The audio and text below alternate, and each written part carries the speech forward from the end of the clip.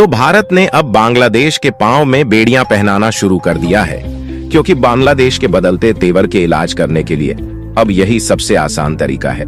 दरअसल अभी तक यही कहा जा रहा था कि भारत से बांग्लादेश जाने वाले सभी जरूरी सामान का एक्सपोर्ट बंद कर देना चाहिए। हालांकि थोड़ी बहुत सामानों का एक्सपोर्ट करना भी रोक दिया गया था, लेकिन इससे बांग्लादेश पर प्रभाव उतना खास देखने को नहीं मिला।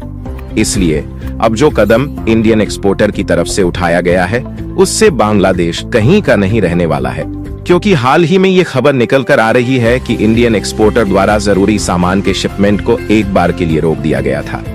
इंडियन एक्सपोर्टर का कहना है कि बांग्लादेश को शिपमेंट भेजने का कोई फायदा नहीं है, क्योंकि ये लोग शिपमेंट का पेमेंट कर पाएंगे या नहीं, इसका कोई गारंटी नहीं है। हालांकि बांग्लादेश का हाल इतना ज्यादा गंभीर हो चुका है, जिसे यहाँ का जो बैंक है उसका भी हाल पूरी तरह गिर चुकी है।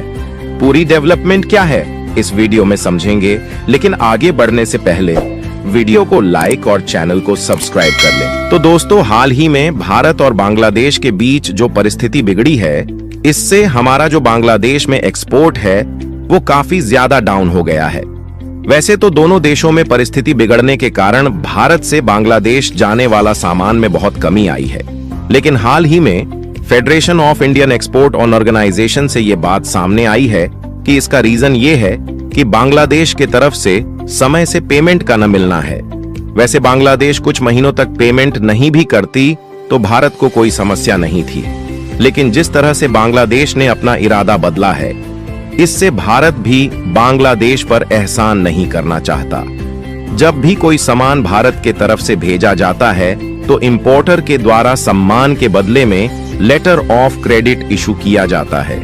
ये लेटर ऑफ क्रेडिट बांग्लादेश का बैंक भारत के द्वारा जारी किया जाता है। इसे ये होता है कि अगर बांग्लादेश पेमेंट नहीं कर पाता है तो जो बैंक ने लेटर ऑफ क्रेडिट जारी किया था वो पेमेंट करेगा।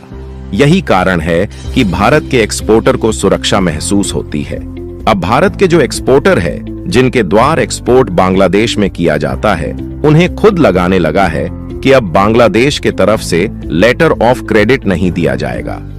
अगर दिया भी गया तो इस बात का कोई गारंटी नहीं है कि पेमेंट समय से मिल ही जाएगा। कहीं ना कहीं यही रीजन है जिससे भारत से बांग्लादेश जाने वाला सामानों का एक्सपोर्ट कम हो रहा है। और दोस्तों, बांग्लादेश में पॉलिटिकल क्राइसिस कुछ महीनों से बांग्लादेश के अर्थव्यवस्था को बर्बाद कर रहा है, जिससे बड़े पैमाने में आर्थिक संकट भी देखने को मिल रहा है।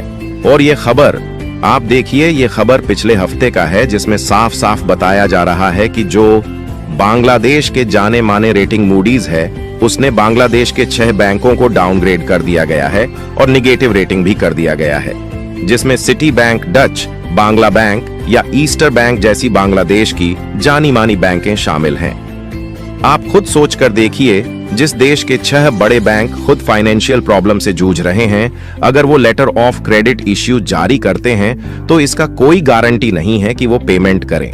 और दोस्तों, मूडीज का कहना है कि आने वाले समय में बांग्लादेश की हालत और भी ज्यादा बिगड़ सकती है। पहला नंबर तो इनका टेक्सटाइल मैन्युफैक्चर इंडस्ट्री डूब चुकी है, या अब दूसरा इनकी बैंकिंग में क्राइसिस आ चुका है। और 3 सबसे बड़ा कारण ये है कि बांग्लादेश में महंगाई तेजी से बढ़ रही है।